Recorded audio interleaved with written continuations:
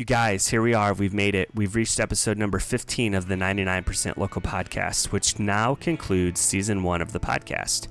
I have a correction to make first, though, regarding last week's episode. While Dan Burkhardt of Wicked Tasty was really episode number 14, I referred to it as episode number 13 in the intro, so my mistake. So yeah, the end of season 1, 15 episodes in, and awesome feedback from you, the listeners. I'm going to be taking a short break through the holidays, and we'll be back after the new year in 2020 with new episodes, new guests, and new stories. If you or someone else you know has a story to tell and live right here in Middle Tennessee, drop me a line at 99percentlocalpod@gmail.com. Also, during this little break, you have a great opportunity to catch up on all past episodes from Season 1 on the website at 99percentlocalpod.com or on your favorite podcast app. My guest on this week's show is Jeremy Mitchell. To most, baseball is entertainment. To others, it's a business, and to a very lucky few, it's a job. But within Jeremy's company, Mitchell Bat Company, baseball is an art, an American institution full of talent, beauty, and history. Baseball gave Jeremy a way to find father figures he desperately needed as a kid growing up near Nashville, Tennessee. And his heritage-inspired bats, made of maple and painted by hand, have given him a way to give back to kids in search of the same things today. Mitchell Bat Company has become sort of a cult favorite among baseball diehards.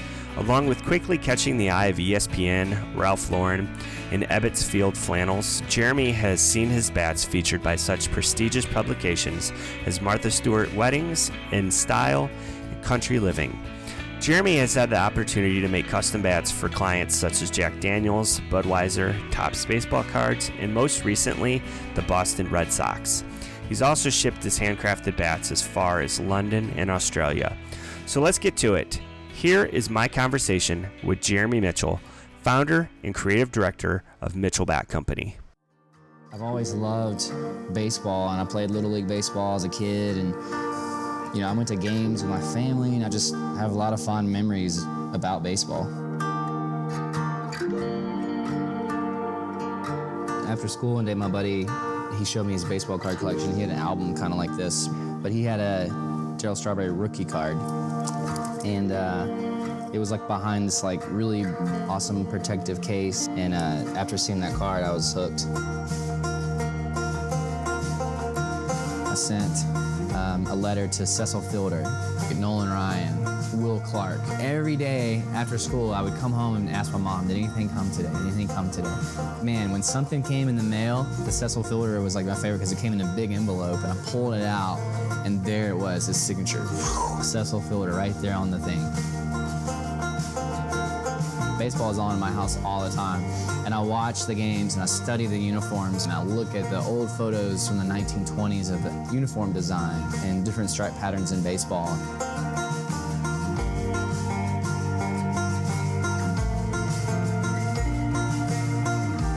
So I started drawing these baseball bats with different stripes and color patterns, and I posted those on Instagram, and people started liking them. And the next thing you know, people were asking, where can we buy these things? I thought, maybe I should try to make this a real thing. I know I wanted one, that's why I started it.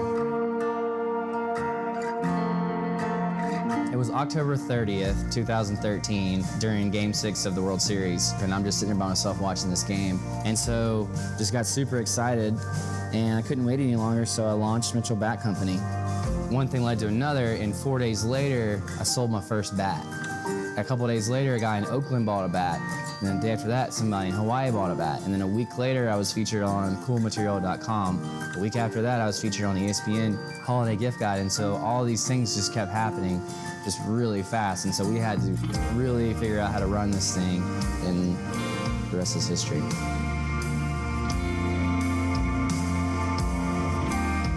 When I go to a baseball game, I'm just a big kid. I want the autograph and I want the foul ball, and I get there and it's heaven to me. And for 9 innings, I'm a kid again. And my real hope is that people will look at my bats and get inspired to go and watch a baseball game, or go pick up a glove and go have a catch, or they're reminded of something that their grandfather told them about baseball.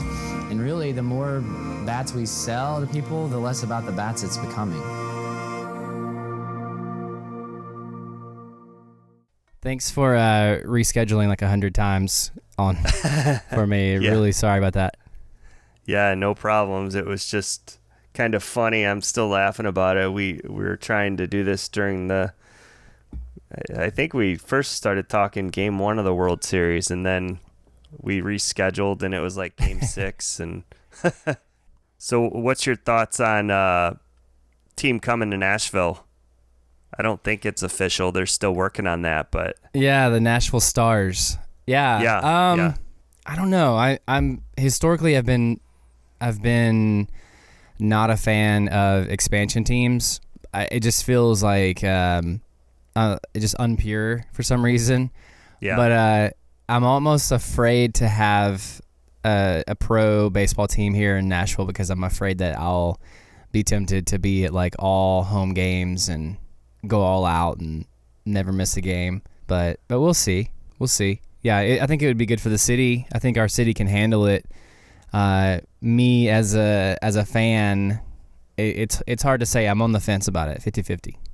What do you think about it? Yeah, it's I don't know. I just I'm torn. I mean, I think I'd like the team just because it's Nashville. So it's definitely going to be, yeah. I don't know. I'm kind of 50-50 too, like you said. Yeah, I don't know. It's kind of like I don't remember, and I wasn't here when the Titans came here, for football. Yeah, that was huge. Yeah, I was here. I'm from here, so Okay. I've seen the Predators come and the Titans and the Nashville Cats. It was the Arena Football League. Yeah. I think there was a WNBA team here for a second. Even further back, when I was a kid, there was a minor league hockey team called the Nashville Knights, and those games were pretty rowdy. They're at the Municipal Auditorium, and they were like on the weekends. And there was like during the period breaks, they would have dodgeball competition between like the first like 50 fans who could run down to the concourse, like when they like ring a bell, and the balls would like come from the ceiling, and it's like all these guys that are like questionably not sober, probably just like wearing like sneakers, tennis shoes out in the ice, just falling flat on their face, playing dodgeball on ice. It was fun. It was a sight to see for sure. Yeah, let's get right into this, man. Thanks for doing this. Absolutely. I was looking forward to having you come on and talk about your story and about what you're doing. Yeah, thanks for having me. So this is your 15th episode. 15th, yes. Yeah, so you've passed the number 10 milestone, which is hard for a lot of podcasters. I'm not there yet, but I hear once you get past episode 10, it's the glory after that. Yeah, and thanks for rescheduling on me, or it was my fault. Thanks for understanding. No worries. So let's take this way back, your childhood. What was that like? I know, I've heard your story on a few other podcasts, including your own. Kind of talk about that and, what you did as a kid, what your upbringing was like, how you actually got interested in baseball specifically. Yeah, so I grew up in Hendersonville, Tennessee, which is about 25 minutes from Nashville. And I'm the youngest. I have 2 older sisters, and my mom signed us all up for t-ball every summer and basketball every winter. And I played football for just a little bit. And t-ball was kind of, it was the thing that we did as kids. There wasn't much else going on in the summer.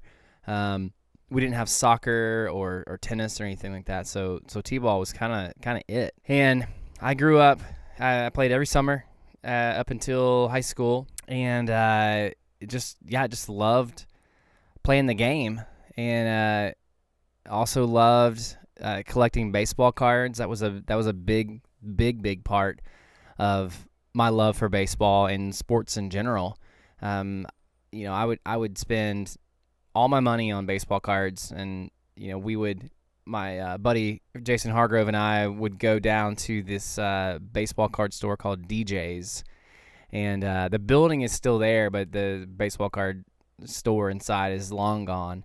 But they had everything. I mean, they had Mickey Mantle rookies, they had Michael Jordan rookies, common cards, and you could bring in your cards and trade with these like grown men, and like get the cards that they needed, and it was just fun. It was something we did as kids. Funny, we had very similar childhoods. I grew up playing baseball, collecting baseball cards. It was actually, I started listening to some of your own podcast episodes, and I pulled out my book of my most, I guess my most prized cards I have. I have them in a binder. I think I've got rid of all the other cards that I used to have growing up. My parents moved out of the house that I grew up in, and I got rid of all that stuff. I had those starting lineup figures too, man. I remember those. Yeah. Yep, I still have them. Every once in a while I'll go on eBay and I'll pull the trigger on like a Darryl Strawberry, starting lineup, like out of the package, like not even like in good shape. But every once in a while I'll still buy those things. But we got really big into my buddy Hargrove and I. We got really big into writing baseball players letters in the mail, like asking for their autograph. Okay. And that was kind of like the hobby of collecting baseball cards is one thing, but the hobby of getting stuff signed through the mail is exciting, and it's frustrating, and I miss it, and I don't even know how many letters I sent out, but we were constantly just sending letters to baseball players, and we would get a lot of them back. Even Michael Jordan, I sent him a letter to have him autograph a thing, but he didn't sign the thing I sent him, but he sent me back like an autograph photo, maybe like his assistant or whatever. But I got stuff in the mail from tons of players that would sign autographs, and I don't even know if kids are even doing that these days. Yeah, I have no idea. So do you remember, I think we're similar in age, but do you remember they had the baseball cards in boxes of cereal too? Oh yeah, Post. Yeah, yeah, Post cereal. Post, Fruity What's Pebbles, funny about things those, like that. Yeah, what's funny about those cards is like I was always frustrated by those cards because they weren't allowed to use the logos. Yep. Like on the team, so it was like a Cal Ripken Jr. card, but he's just like wearing like a black hat, no Oriole, or like a black jersey. It's like, what happened to his jersey? Yeah, I remember that. Yeah, totally. So hey, one thing I wanted to bring up, which was pretty funny and coincidental, is I know in one of your episodes of your podcast you talked about spending summers, I think in Rockville, Indiana. Yeah. I totally went there as a kid as well. No kidding. Why? Yeah, we used to spend summers like at the Raccoon Lakeside Lodge there on Raccoon Lake, and that's amazing. Yeah, and then in the fall we'd go to the Covered Bridge festivals too. No way. Yeah, I was just there. Yeah, actually, right before we hopped on this call, I was eating some sassafras candy. Yeah. From one of the booths there. I always go and I'm like, I'll take 20 bags, and they're like $2 a bag. Yeah. And I'm on my last bag of sassafras for at least a year if we even go back to the Covered Bridge Festival again. But yeah, that place has always been special to me. I've never actually met anyone that's ever been there before, so that's cool that you've been. Oh yeah, a lot of memories. So moving forward, how did you, after playing baseball, once you got older, high school, college, how did you get interested in design? I know you spent time as a musician at a certain point in your life as well.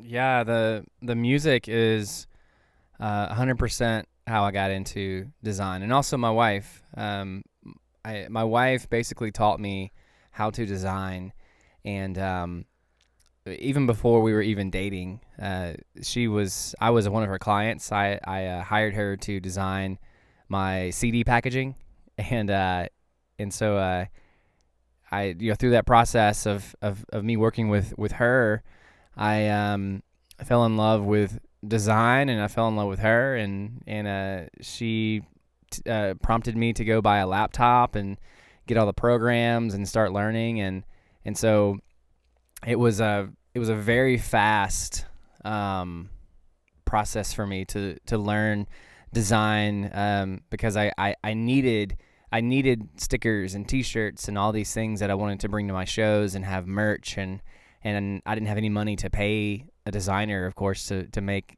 all these things. And through that process, I started getting clients because the people at these shows would see my stuff and they'd say, "Hey, who designed this?" And I would say, "I did." And they'd say, "Can you do that for me?"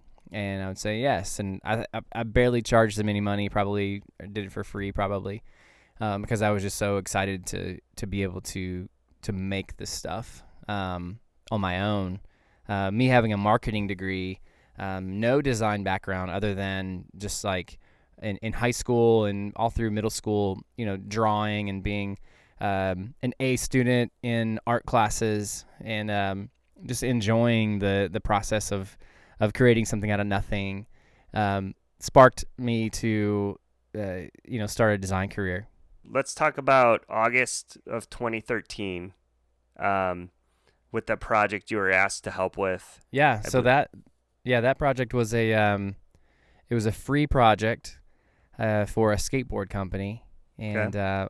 my friend now, Brad Davis, I didn't know Brad at the time. I mean I knew who he was. There's like I'd probably say like a dozen designers in Nashville that are kind of like my design heroes, and Brad Davis being one of them, and Matt Lehman being another, Tom Okerson, Micah Smith. So that group of guys was kind of assembled by Brad Davis because he wanted to just bless this skateboard company in Nashville that was doing good things for the community, and they asked me to be a part of it, and I was flattered and I was nervous, and we were just about to have our second baby girl, and I agreed to do this free project when I had zero time really, because I was banking freelance projects like crazy, because as you know, when you have children, there's a like an 8-month window, I would call it,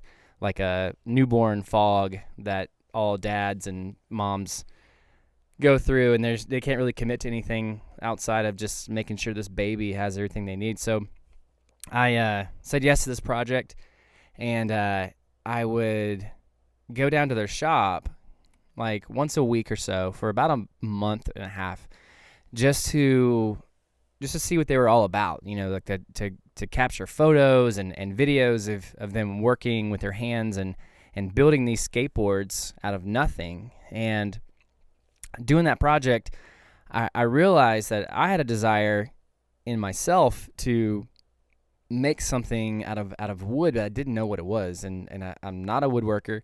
I didn't own a lathe, didn't even know what a lathe was, didn't know how bats were made, but I had this idea to put stripes on baseball bats, and my first step was to just draw them on paper, and I would do that, and then I would close my book, and I'd go on to the next thing, and then I would open that book back up, and I would draw more baseball bats. I drew like hundreds of bats, like in a really short amount of time. And for some reason, I don't know why I did this, but I would post those photos on my personal Instagram account at German Mitchell Instagram, and people started asking questions, and they were saying like, "Are you gonna make these bats for real, or what are you doing? What are these bats?" And I would respond like, "No, I'm just drawing. I just had this in my mind. I just wanted to draw it." And I just kind of continued that process, and I wasn't trying to start a business. I wasn't trying to start a side hustle or a movement or anything like that. It was just pure just for fun. And then I started thinking more about like, okay, what colors would I do if I were going to make a baseball bat? And so I would take those drawings, and I found some like on Google Images, like just like blank bats, just like plain bats, and I would throw those into Photoshop, and I would create the stripe patterns, and I would post those on Instagram. Like now the concept is kind of it's growing, and it's growing legs, and now people can understand like, oh, okay, these look kind of real, and I like the way they look. And that's when I started getting emails from people that I didn't know asking me when my website is going to go live. They want to buy a bat. And I was like, this is crazy. Like I don't even know what you're talking about. And so the more I thought about it, the more I was like, man, I might attempt to do this. And so I ran the idea by a guy named Jacob Henley. He was the founder of the skateboard company. And I said, hey man, I scheduled a meeting with him, and I said, I can't stop thinking about these skateboards that you make. Like, they're so cool, and I want to do something very similar with baseball bats. And I showed him, my mock-ups, and I showed him a few other things that, that inspired me,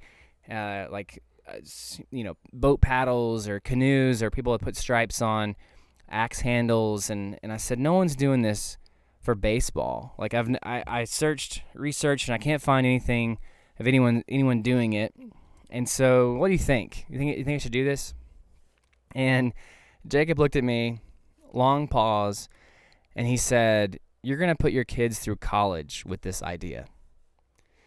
And I just like burst out laughing. I was like, nah, that's not the reason for this. Like, no way. No one's going to buy these. Like, this is so much work. Like, I doubt I'll ever make anything of this, but I'm glad you liked the idea. And then took all that, that inspired me. And then I took it to another mentor of mine, and I showed him, and he was like, this is kind of cool. And I really like this idea. And so the idea was really simple. It was obviously put stripes on baseball bats, and also give money to a charity that helps inner city baseball leagues. And so that was kind of the concept. Piggybacking off of what Salem Town Board Co., the skateboard company, does, is they hire and train and mentor inner city kids. And so I wanted to give back to the community, and I didn't just want it to be, just to make money or anything like that. I wanted it to be something that had some meaning behind it. Going into, making these bats, I mean, what kind do you make? Do you have your own stock designs? It looked like you do a lot of custom designs and custom logos as well. Yeah, so the bats are, most of them are maple. Some of them are ash. If the bat calls for a flame char, we use the ash bat so it doesn't crack the maple. And those are a lot of fun to do. But it started off as just like stripes, just simple, very simple stripes. I kind of miss doing the stripes. We do a lot of custom work now. The majority of what we do is custom. But those original 11, I call them, there's 11 bats that was kind of like our staple for a very long time, and then people started requesting different colors and different logos on the bats and things. But yeah, so we do a wide range of team colors, company colors. A lot of companies get our bats with their logo on it for various reasons. It's kind of all over the place. After you got this going and started selling these bats, how long did it take to, start getting acknowledged by, some of the people that, saw what you're doing, like ESPN, Sports Illustrated? I think I saw you were featured in Martha Stewart magazine and even Oprah's magazine. Yeah, that all happened really fast, and it was kind of crazy.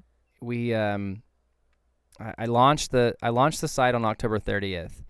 Of 2013, and I sold my first bat 4 days after we launched.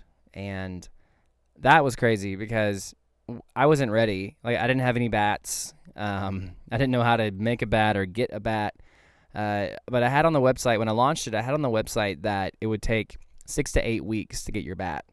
And in my mind, I was like, okay, if I launch it today and someone buys a bat tomorrow, then I have 2 months to fulfill an order. Surely that's enough time. And 2 weeks after the launch, ESPN reaches out and asks us to be in their holiday gift guide for Black Friday. And that was so exciting and scary, and like, holy cow, like, what are we doing with, ESPN wants to feature us. And that was our first feature first of many that happened very soon after that. It seemed like every day there was a different men's blog that I follow was tweeting about me or writing about me. A writer from Sports Illustrated came to Nashville to run a story about me, and it was fun and exciting. And I look back at the good old days of 2013 and 14, and it wasn't that long ago. It was only 6 years ago, but it seems like I've had to do a lot of growing up since then. In your career, you've taken on a variety of roles, being creative director, doing web development. So is Mitchell Bat Company full-time? No, it's not. And No? I get that question a lot. And I get that question. That's probably like the most frequently asked question. Yeah. And some people that ask that, I say, no, it's not my full-time job. And they almost have like a look of like confusion or like disappointment or something that they were like expecting me to be like, yep, it's my full-time job. But no, it's not. And I've always kind of had multiple things going on at once, even since I was a kid. In middle school, I was a student, I was an athlete. I was, I sold candy on the side. And I got in trouble at school for selling candy. And so my like entrepreneur spirit was in me a long time ago. But no, it's not my full-time job. But it's some days it feels like it is, from just orders coming in or managing a team, or it feels very much like a full-time job sometimes, but not all the time. We have down times, we have up times. Sure. Yeah. So you already mentioned this, but a portion of all your proceeds benefit baseball-minded nonprofits. So what organizations are you supporting? Yeah, so we started off giving to the Boys and Girls Club of Middle Tennessee. That was probably like the longest one that we've given to, and then we switched gears about 2 years ago. We started giving to Don Mattingly's charity in Evansville, Indiana. Currently, we are not giving to charities. We're only giving to our church we go to. But yeah, we've donated bats to the Boys and Girls Club to auction off. There was a bat that we made for Don Mattingly that he signed. He autographed it, and we sold it through their charity. Like on eBay, you can like, if you post something on eBay, you can choose a charity to give it to. It was like pretty simple. And Don Mattingly's charity is one of those charities. And the bat brought in like $815. Wow. For just one bat, one of a kind Mitchell bat signed by Don Mattingly, $815 to his charity. Wow. And that was cool. I was blown away by that. Yeah. Well, awesome. So And anytime we go to a Marlins game, either if they're playing the Braves or the Reds, we get field access and we get to go and talk to Donnie in the dugout. He's a great guy. He's fun to talk to. I heard some of the people and organizations you've worked with, so who are some of the heavy hitters you've worked with or you're most proud of working with, whether sports related or not? Oh yeah. So, I mean, the most proud for sure is the Boston Red Sox. They commissioned a couple of bats from me to use in their 2019 marketing campaign for the whole season. Mm-hmm. And so I made them two baseball bats. One was red with white stripes, and one was white with red stripes. And you can go to my Instagram, and if you scroll down a little bit, you'll see those bats and what they did with them. And they had this like amazing photo shoot with the whole team, and it was just like so magical. And we got to visit Fenway Park this past summer, and they gave us free tickets, and they gave us a private tour of the whole place, and we got to go inside the Green Monster, and I got to put up numbers, inside the Green Monster by hand, and we signed our name. My wife and I got to go and do that, and it was so cool. That's by far like my favorite best memory of Mitchell bat so far, and it was like the most recent one. Yeah. But yeah, a lot of fun things have happened that I would have never dreamed of. We got to paint the bats for Louisville Slugger for the home run derby that was in Washington D.C. last summer. So the bats, the 2018 home run derby bats, were painted by us, and they gave those out to not only the home run derby participants that swing Louisville Slugger, but all the all-stars that swing Louisville Slugger got a Mitchell bat collaboration Louisville Slugger bat. So how did you get going into retail stores? It looked like you're in quite a few. Yeah, a lot of that is them just reaching out to me. I've reached out to a few of them, but Ralph Lauren was the biggest one. I would say early 2014, Ralph Lauren reaches out and they said, via email, they said, can you hop on a call? We're interested in selling your bats in our flagship store in Manhattan. Would you be interested, kind of thing? And so we hopped on a call, and the guy on the other end of the phone, he was like, okay, cool, we want this many bats, and it's going to cost, we'll pay you this, and ship them to this address. And it was like all like really fast. And I said, how did you hear about me? And because I've only been around for like 2 months.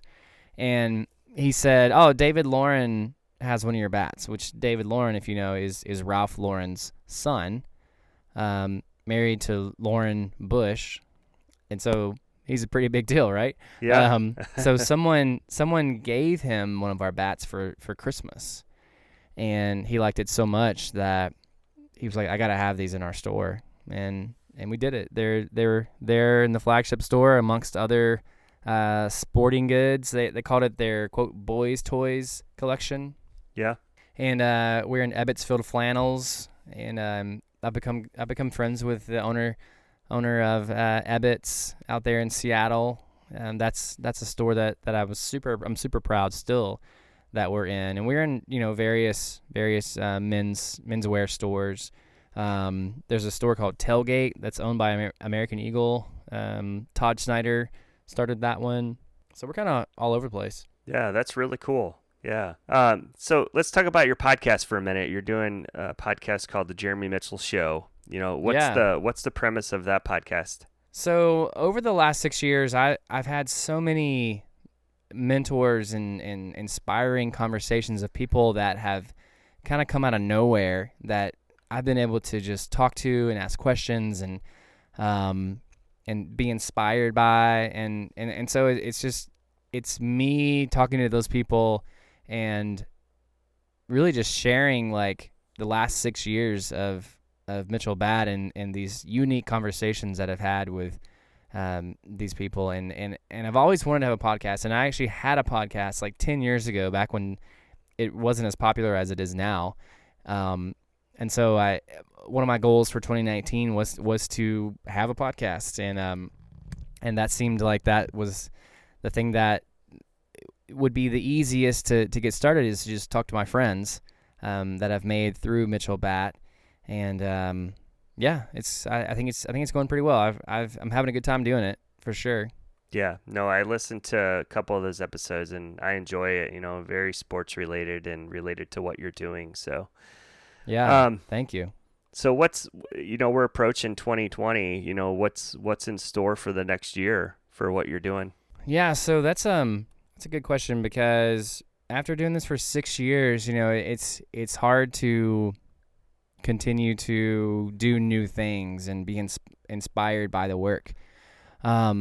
So in 2020, my wife and I were launching another brand, actually, and it's sports related, and it's going to be called Mitchell Athletics, and it's going to be baseball and hockey and throwing axes and golf, football, all the basketball. It's going to be more sports than just Mitchell Bat or Mitchell Bat. After the last out of the World Series, I'm like, well, see you in February. I guess I'm gonna watch some hockey. But we celebrate sports in my house. Like, we're constantly watching football. We watch the Indy 500. We watch the Kentucky Derby. We watch the Stanley Cup, and it's sports are a big part of my family, even growing up, and even now with Mitchell Bat, it's been just like that's the majority of what we do in the summers.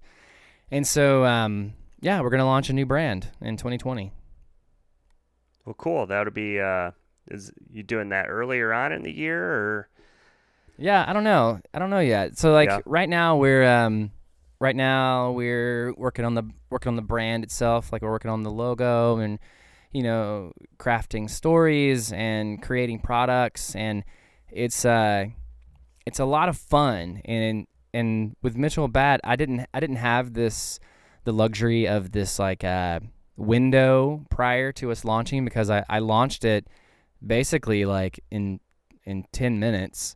Like it was not thought out. Like none of it was thought out, and we didn't have time to catch our breath, or even really think anything through. It was all just reactionary.